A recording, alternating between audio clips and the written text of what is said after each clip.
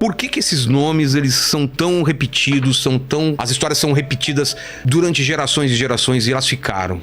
Certamente porque todos eles enfrentaram adversidades muito grandes. E essas adversidades podem ser aplicadas a qualquer um de nós, porque a gente também enfrenta. Porque eles não eram, eu não sei se isso se aplica a todos, mas eles não eram a pessoa que todo mundo esperava que seria a mais preparada, ou a mais forte, ou a mais inteligente. Exatamente. Elas foram preparadas por Deus. Eles eram pessoas normais que enfrentaram dificuldades que podem ser aplicadas à nossa vida, medos, inimigos, circunstâncias. E eles foram fiéis a Deus, e a sua fidelidade permitiu que Deus escrevesse uma história em conjunto com eles que fosse transformadora, né? Você citou de Moisés. Moisés foi o libertador do povo, Abraão é o pai da fé, e Davi é o maior herói de Israel, sem dúvida alguma. Sem dúvida alguma. E todos eles também têm histórias de erros, de falhas como os nossos. Muitos erros. Superaram isso. Você sabia, por exemplo, que Jerusalém, que é a cidade mais importante do mundo, é chamada de a cidade do rei Davi. Ah, é? Porque foi Davi quem estabeleceu a cidade de Jerusalém. Embora ela já existisse antes,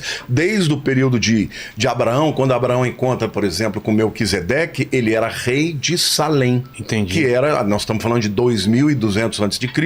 Salém é o embrião da cidade de Jerusalém, mas foi Davi quem levou o seu reino para a cidade de Jerusalém, quando ele conquistou dos jebuseus. Então Davi, ele é um grande herói de Israel, na comemoração de 3.000 anos. Porque Davi é do ano 1000, então são 3.000 anos atrás, né? E vamos dar um contexto antes de falar de Davi. Qual era o mundo que ele vivia antes e durante, assim? O que vem antes dele pra gente entender o contexto histórico de onde ele tá vivendo? Nós estamos falando do Êxodo, quando o povo foi libertado por Moisés do Egito em torno de 1500, 1450 antes de Cristo. Tá. Aí você tem 40 anos no deserto, que você sabe, depois dos 40 anos vem Josué. Josué foi o sucessor de Moisés que tomou a terra prometida, que é a terra onde está Israel hoje. Quando ele chegou lá, ele dividiu o território pelas 12 tribos. Mas quando morre Josué, que foi o grande líder, né, sucessor de Moisés, veio um período de aproximadamente 300 anos chamado período dos juízes. Nesse período, as tribos estavam divididas pelo território e cada um tinha sua própria vida, eles não estavam juntos como povo. Uma nação governada por um rei, não era? Cada lugar tinha os seus próprios líderes e tal. Quando surgia um problema, Deus levantava um juiz naquela região. Entendi. Isso durou aproximadamente 300 anos. Caramba, muito tempo. Só que quando Deus levantou um homem chamado profeta Samuel, ele foi o último dos juízes. Paralelamente, todos os povos circunstantes, ou seja, os povos vizinhos de Israel, já tinham o próprio rei, já tinham um exército. Isso era uma vantagem. Era uma vantagem, porque quando você está falando de guerras, por exemplo, os midianitas vieram contra a região lá em que Gideão foi levantado. Ele teve que levantar pessoas da sua tribo. Mas não acontecia de todas as tribos se juntarem para lutar contra o inimigo comum. Entendi. Não é? Então Deus levantou Sansão, Débora, Gideão e vários os juízes. Mas chegou uma hora que o povo começou a pressionar a Samuel, que era o último juiz, para que ele ungisse o rei. E Samuel ficou magoado. E Deus falou com ele: Samuel, você não fique chateado, eles não estão contra você, estão contra mim. Eles querem um rei, eu vou dar. E aí ele ungiu Saul. E Saul foi um rei que venceu muitas batalhas, foi ungido por Deus, só que ele cometeu erros gravíssimos. E aí Deus simplesmente chegou e falou: olha, eu não quero mais esse camarada, porque Saul, ele era o homem que no olhar das pessoas era o homem ideal. A Bíblia diz que Saul, ele passava na altura do povo em geral, dos homens em geral, uma cabeça. Então ele era alto. Eu era um cara de pelo menos 1,90 m, entendeu? Era um cara forte. Então esse era o tipo do... Porque naquele tempo os reis, eles eram reis tribais, né? Eles tinham que ser guerreiros, eles tinham que ser pessoas vistosas. E a Bíblia diz que Saul era um homem lindo. Deve ser Davi tocando pra Saul. É isso? Isso. Tocando harpa pra Saul. Essa representação de Saul, um cara forte. Saul, o cara sentado lá e Davi. Por quê? Porque tinha que ser um guerreiro.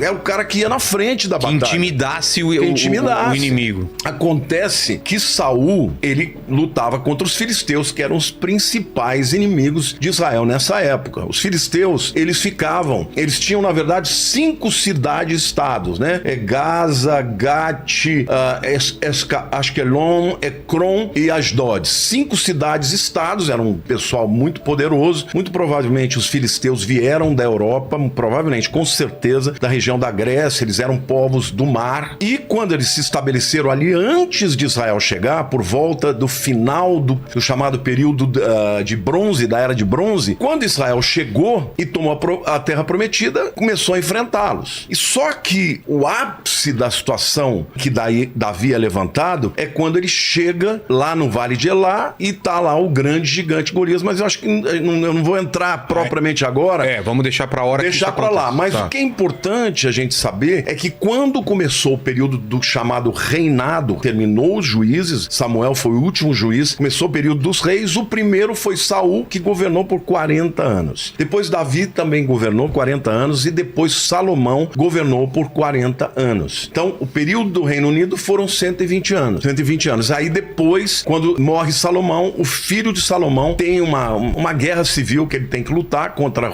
ele era Reoboão, contra Jeroboão, que era o capitão, né, de Salomão, mas que se levantou contra ele e dividiu o reino. Ficaram 10 tribos pro norte e as 2 do sul ficaram com o filho de Salomão, que é Roboão. Mas uma coisa que eu acho que é muito interessante a gente citar, por exemplo, os filisteus, eles tinham uma tecnologia mais avançada. Pra guerra ou pra tudo? Pra guerra do que Israel. Por exemplo? Porque Israel, por exemplo, ele lutava com ferramentas de bronze. E já os filisteus já conheciam a forja do ferro. Que era muito mais forte. resistente. Então, numa guerra, por exemplo, uma luta de espada, o bronze quebrava por conta disso. Mas Deus, o que ele fez? Quando Davi tem que fugir de Saul, ele fica 2 anos entre os filisteus. E lá ele aprende como é que fazer a forja da espada. E ele traz depois a tecnologia. A partir daí, Israel passou a ter ferramentas de ferro. Olha só, um detalhe desse muda tudo, né? Muda tudo. Então, o período do final do juízo é um período muito bonito, porque Samuel foi um homem extraordinário. Não sei se você já ouviu falar, mas Samuel, ele era filho de um casal muito verdadeiro com Deus, que era Eucana e Ana. Ana era estéril. Eucana tinha 2 esposas. Uma chamava Penina. Penina no hebraico significa pescoço duro. Mas ela tinha filhos. Mas o Eucana amava mesmo, era Ana. E aí o que acontecia? A Penina chegava pra Ana e falava assim: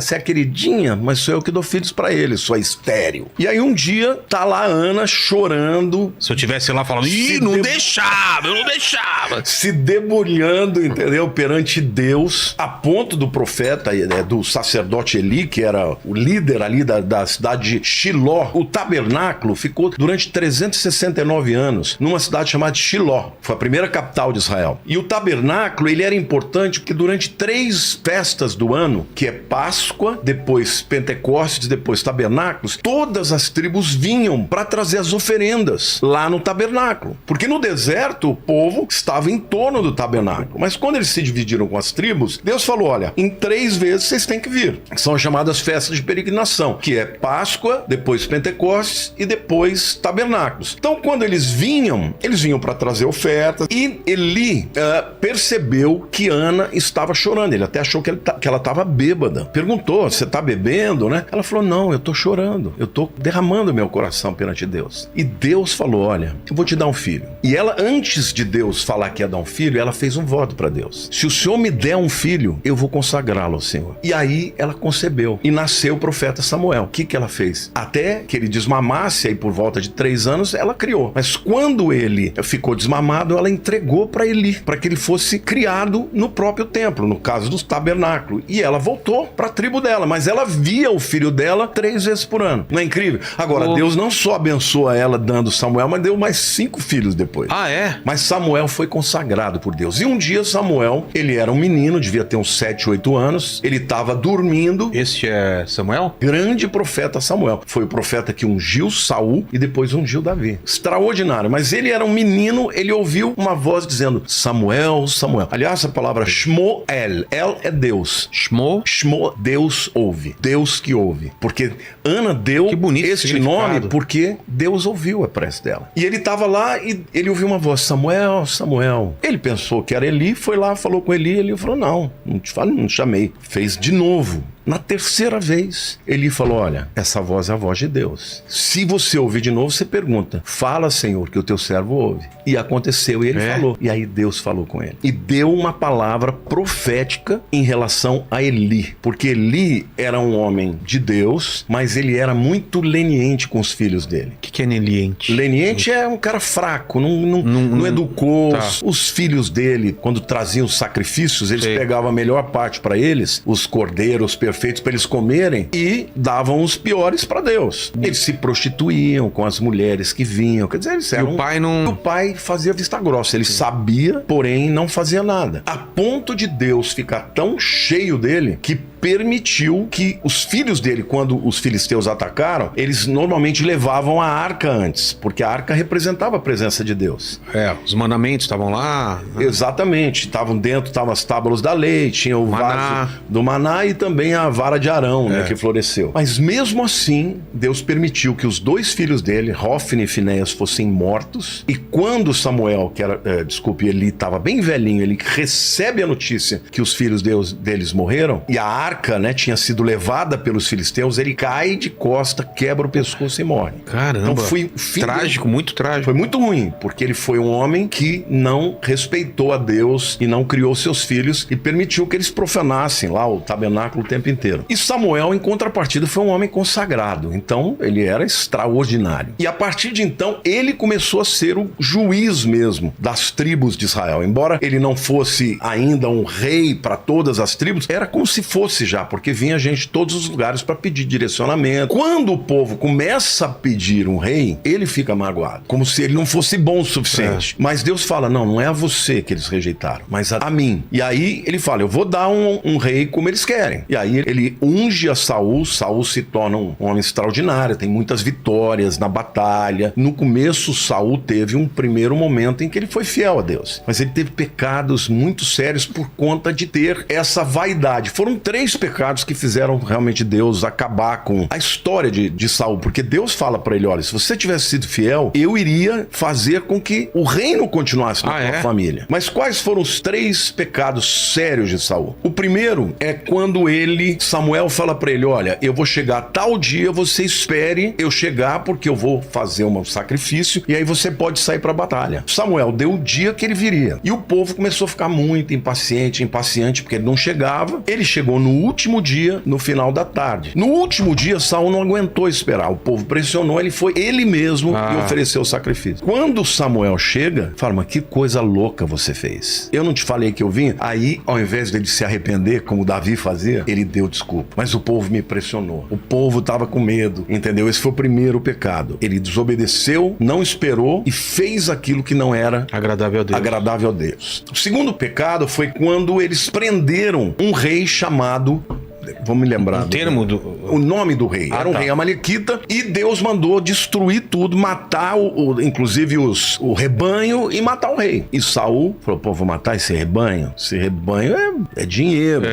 Guardou o rebanho para si. E o rei, ele também não matou, deixou ele exibido como preso, como se fosse, olha aqui como eu sou bom. Aí Samuel também chegou e falou, mas Deus não mandou você matar tudo? Ele falou, não, é que isso aqui eu vou dar de oferta para Deus. E Deus falou, não, para Deus mais importa obedecer do que sacrificar. E o rei depois foi embora e um descendente desse rei amalequita, ele se tornou o pior algoz do povo judeu muitos anos na frente, estamos falando aí de 500 anos depois, que foi o Amã, que lá quando Israel estava na Pérsia já, ele quis exterminar o povo judeu através de um edito que ele fez o rei Assuero assinar. E aí Deus levantou a rainha Esther e tal, essa é uma outra história que a gente pode chegar aqui. Mas o fato, Saul não matou o cara e o descendente dele quase extermina o povo de Israel. E quando Deus deu a vitória, né, sobre Amã, aí nasceu a festa do Purim, que é uma festa celebrada sempre pelos judeus, hoje por volta sempre do carnaval, que é nesse período. Então, como Saul ele era desobediente demais, Deus tirou. E o terceiro pecado que ele fez é que quando Samuel morre, é importante dizer que antes Saul tinha baixado um decreto que ninguém podia consultar uma feiticeira, uma médium. Quando morre Samuel, ele consultou o Urim Tumim. Você já ouviu falar aqui que era o Urim Tumim? Não. Urim Tumim, Urim significa luzes. Or, em hebraico, é luz. Im é o sufixo para plural. Então, luzes, né? Que muitos acreditam que era duas pedras, uma branca e uma preta. Quando a pessoa consultava, o líder, o sacerdote consultava a Deus, Senhor, eu devo ir nessa batalha. Se fosse sim, a pedra branca brilhava sobrenaturalmente. Se fosse não, era preta que brilhava. Então, Saul consultou Urim Tumim, Deus não falou. Não falou através de profeta nenhum. E aí o que ele fez? Ele foi, se disfarçou, botou roupas andrajosas, roupas velhas e foi consultar uma pitonisa ou uma feiticeira ou uma médium de Endor. E Deus abominou isso. Esse, inclusive, é um dos textos mais difíceis da Bíblia. Mas claro que ele não achava que estava enganando a Deus, era só para não ser reconhecido. Ele não estava nem aí com Deus. Ele falou, Deus não me ouve. Então eu vou ter uma resposta. Por quê? Porque os filisteus estavam vindo para cima dele. Ele começou a ter perdas. Entendi. Deus retirou a unção dele e colocou sobre Davi. Entendeu? E o que aconteceu? Ele vai, consulta Samuel, digo que é um dos textos mais difíceis da Bíblia. Consulta a adivinha. Adivinha para que ela fizesse subir Samuel. Subir como?